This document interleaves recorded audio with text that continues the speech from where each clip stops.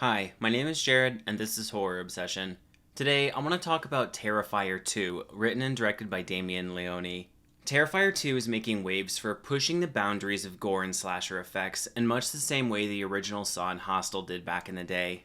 Terrifier 1 was a very low budget, contained slasher that was basically a bottle episode in a warehouse. There was one extreme violence kill, and the rest of the movie was kind of plotting and boring as the main heroine walked around the warehouse trying to avoid Art the Clown, the main slasher villain in these movies.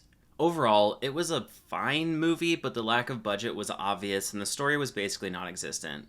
Terrifier 2 clearly has a higher budget, and the characters seem to exist more in an actual world where there are people. They go to a nightclub, they go outside, hell, even some of the movie is a random clown cafe musical number, which is actually a nightmare. And I don't just mean the disgusting eating from the weird kids, it literally is her nightmare. The payoff is worth it in the end, I guess, as Art mows down the whole cast of the musical in a spectacular display of gratuitous violence that would come to define the movie. It's difficult to talk about this movie without discussing the gore effects, and as you have probably heard, they are excellent. There is such disturbing, extreme violence that I am sure the effects team had to work on new techniques to make the kills happen. The level of brutality is so off the charts, some of the kills are almost comical, in the way sudden extreme violence can be a little funny in a Quentin Tarantino movie, for example. Cole, before you go, will you tell Miss Laura goodbye? Do what now? I said tell Miss Laura goodbye. Bye, Miss Laura. One of the problems with slashers is the kills can start to feel kind of formulaic. For example, despite being an excellent series overall, the Scream franchise suffers a little from having every character die by being stabbed, usually in the stomach. Scream focuses more on the mystery and the characters, and the kills are an afterthought. Terrifier 2 takes the complete opposite approach. The only theme, if you can even call it that, is some kind of commentary on vanity and the emphasis on physical appearance. Damien's commentary on this can be stated pretty easily. It's bad. Virtually every kill in Terrifier 1 and 2 involves some kind of facial mutilation, including the main character from the first one, as well as a news reporter. The main girls in this movie laugh and joke about it, so naturally they end up getting the same or worse to them.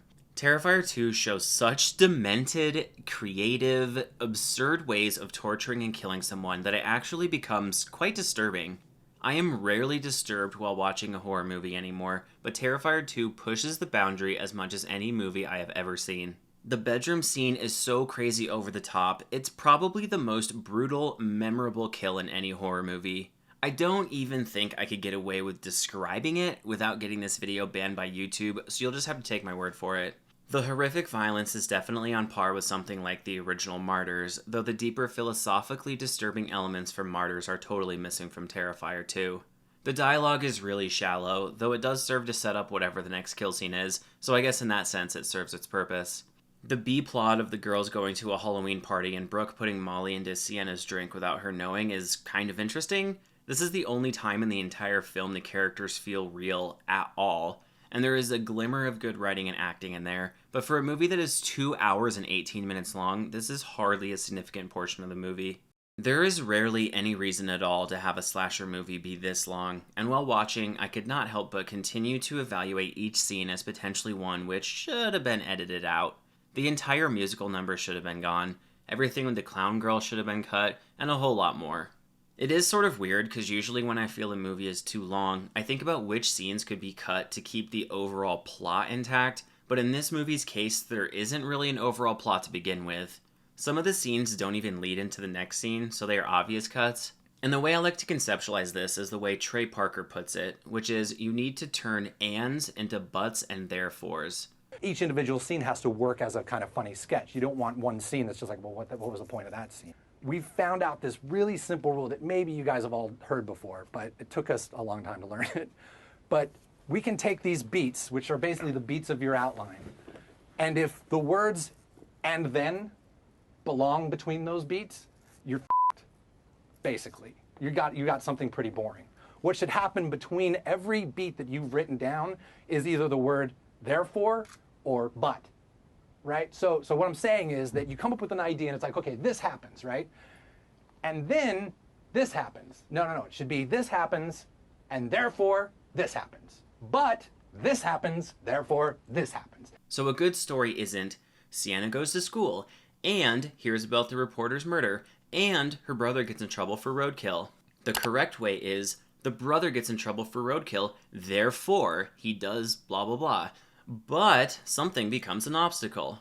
The Terrifier has a whole lot of ands and almost no therefores or buts. One way to think about this is the fact you could rearrange a lot of this movie and it would be impossible to tell, since each scene doesn't lead into the next. There honestly isn't much at all beneath the surface, and the so-called plot of this movie is microscopic, and is clearly Damien doing the minimum he can to set up the next scene of Gore Effects mayhem. I don't really blame Terrifier 2 for this, since slashers have always kind of done this to some degree. But Terrifier 2 takes it to a whole nother level, and is basically just a violent gore extravaganza. There is so little plot, and the kills are so over the top, I could see this movie getting banned in some countries, so there's that.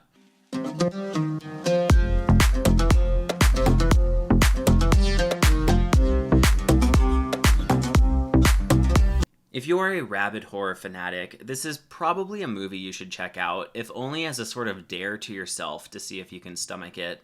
I have zero plans to ever watch this movie again, and I would never recommend it to someone unless they are extremely, extremely, extremely, extremely, extremely bordering on psychotically afflicted with a horror obsession. Well, of course I know him. He's me.